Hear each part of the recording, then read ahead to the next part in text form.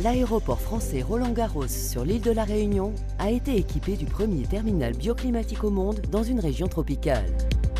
Dans le bâtiment des arrivées et de récupération des bagages, le concept de climatisation appartient au passé.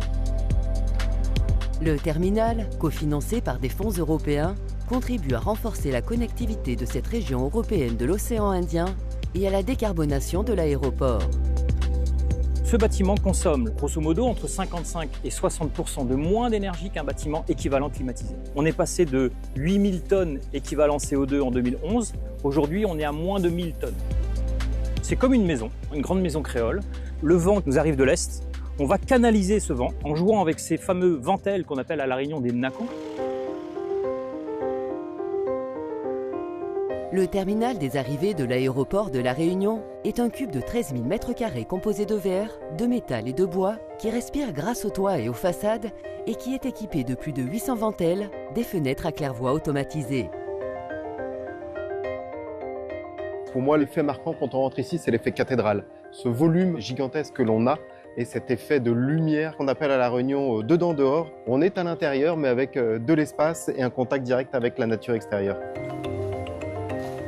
La nature est également présente à l'intérieur, avec des plantes endémiques, dont certaines menacées d'extinction, qui poussent dans la nef et sur le toit, ou plus précisément dans le canyon, une structure longitudinale de 10 mètres de haut et 10 mètres de large, un chef-d'œuvre d'ingénierie en matière de ventilation naturelle.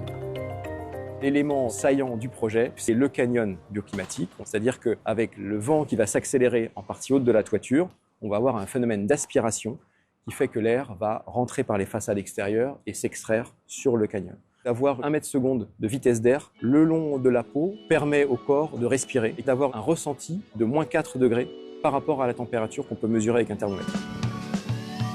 Le projet de construire ce terminal bioclimatique provient de la nécessité de réformer et d'adapter le contrôle des bagages aux normes européennes.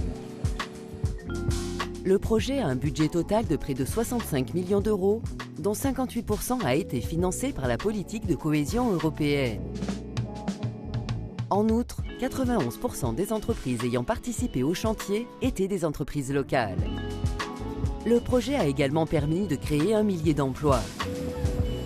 Outre les voyageurs, les autres personnes profitant du projet sont les employés de l'aéroport.